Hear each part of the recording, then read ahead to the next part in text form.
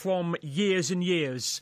Cover of the Greatest Showman soundtrack, of course. Now the moment you've all been waiting for, particularly if you're female, some proper eye candy on this show, okay? Not just me, okay? Some proper stardom.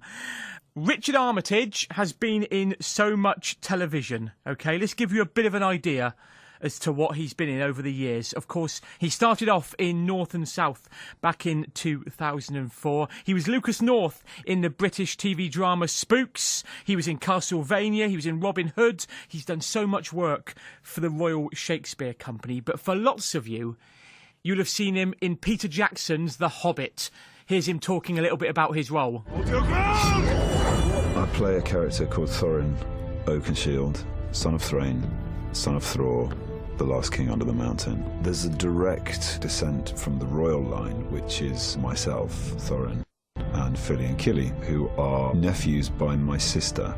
You think a night raid by orcs is a joke? Now, I've never seen The Hobbit, but whenever I think of Richard Armitage, it's always he was the guy in the last couple of episodes of The Vicar of Dibley. I love Jane Austen, yeah. I think Sense and Sensibility is my favourite. Well, any of the ones where the girl gets swept off her feet by a handsome stranger after a couple of juicy fistfights and a terrible misunderstanding. Right, and that ever happened to you around here? Any handsome strangers ever sweep you off your feet?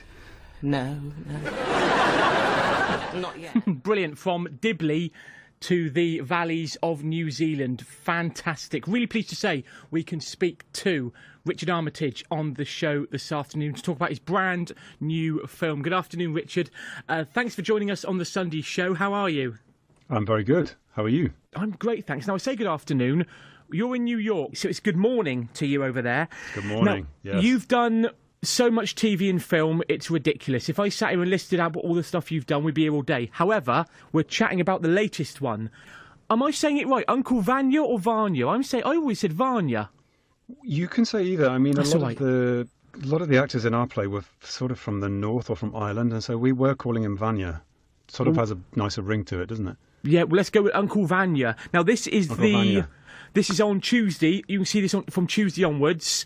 Give us a bit of backstory. You were doing this as a play, but then COVID hit and it all had to change. Is that right?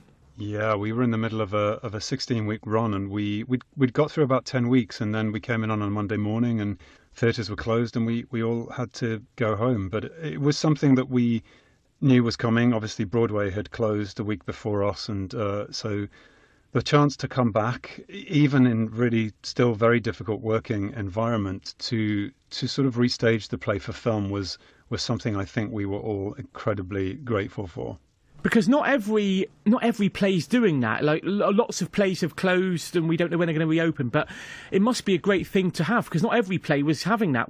Some of them are still just waiting for their moment to open up again. Yes, I mean, National Theatre Live and Digital Theatre, they do film theatre, but they usually do it with an audience in place, and that's part of the thrill of it. But we had to, or Sonia Friedman and her team had to sort of reimagine what it might be like without an audience. And so this is a kind of hybrid film, really. We're still in a theatre, but we're much more kind of involved in the play, and the camera comes into the stage, and we see a little bit more than a regular production. But yeah, I feel very lucky that we were able to do this. So it's not like if we had gone and seen it before it closed, we're obviously sat there looking on. But in this version, the camera's on the stage with you. You're pretty much right in with the action, aren't you? You're right in there, and I think that's one of the unusual experiences, is that's often not possible because you can't disrupt an audience's viewpoint. So we tend to see theatre and hear an audience, which we lose the sound of an audience, and that was very important with this play because the play is a comedy, and the audience participation is really quite important. But it's still an interesting experience without the audience. In fact, there's a sort of sadness for the audience's lack. Your character, you're Astrov, is that right? Yeah, I am. I'm the Doctor. Tell me a bit about him. What's he like? Well, he's a bit of an outsider to the family. He's turned to drink because he is traumatized by losing patients. He's working in a region that's suffering from an epidemic. At the same time, he's recognizing that his small corner of the world is being depleted environmentally, and so he's an environmentalist. He's planting trees and trying to sort of sustain his natural habitat, and he has a theory as to what, why people are sick and why our society is sick. And so in terms of relevance, I think it sort of rang a lot of bells. But he, in terms of his journey through the play, he finds love. He talks early on in the play about not feeling anything because he's been so battered down by his work, but he finds love and is rejected. And, that's the tragedy of Chekhov, is that everyone's in love with the wrong person. And Chekhov plays are very well known, and they're incredibly well written as well. For you as an actor, to say you're doing Chekhov in the West End, or in this case on the cinema, that must be wonderful. Yeah, it always sounds very kind of highbrow, but Chekhov didn't write that many plays, and he's also, he was a doctor as well himself. So there's always a doctor in his plays.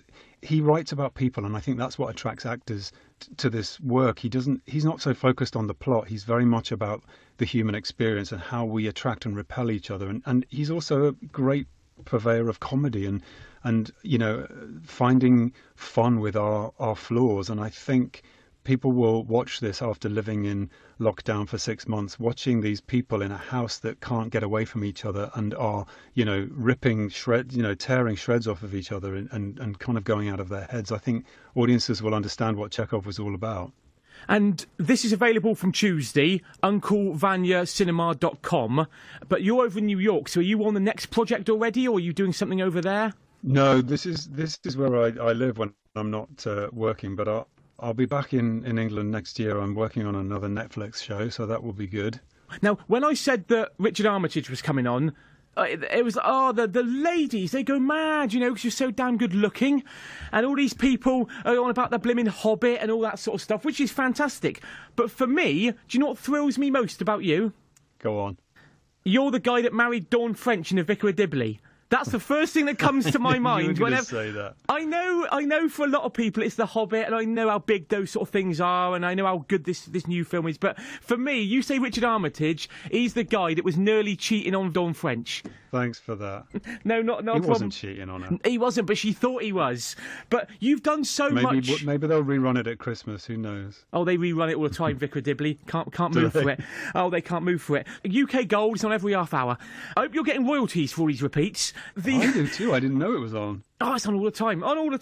But when the COVID is out the way as such, do you go back on stage with this, or is that sort of run its course now as a play, and you're just new life is now in the cinema? Yeah, I don't think we'll get the chance to go back, and I think that's to do with the theatre is now being handed over to the fantastic David Tennant, who's going to perform there, and our set is going to be taken away. So I think this was a last chance to sort of discover this play, but I'm thrilled that it's on film. Film is forever, so...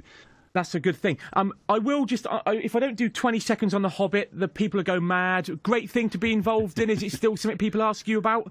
It's massive. I mean, it was such a huge part of my life as well, life-changing, going to New Zealand and working with one of my cinematic idols, Peter Jackson, and that whole cast was phenomenal. And, one of my favourite childhood books, so I couldn't have asked. It was a dream come true, really, and I still have incredible memories of that time.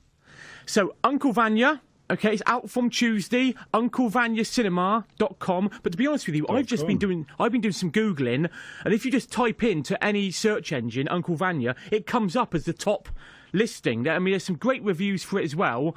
Brilliant. And have you been to the cinema in this time? I haven't. Are you getting out and going? No, I haven't been. That's what I'm thinking. I should go and do it. Give it a shot. I've done it. I did it a few times while I was there, and if you do, obey all the rules and let the cinema take, do what you're supposed to do, wear the mask. It's fine. It feels like normality. I mean, it's like a Tuesday afternoon when there's not that many people in there, but it's still, still worth it. I'm not minding that, you see, because you're guaranteed not to be next to someone who's going to be eating their popcorn right in your face. Yeah, that's exactly it. Or you get the couple in the back getting off with each other. I'm quite glad to be on my own there watching.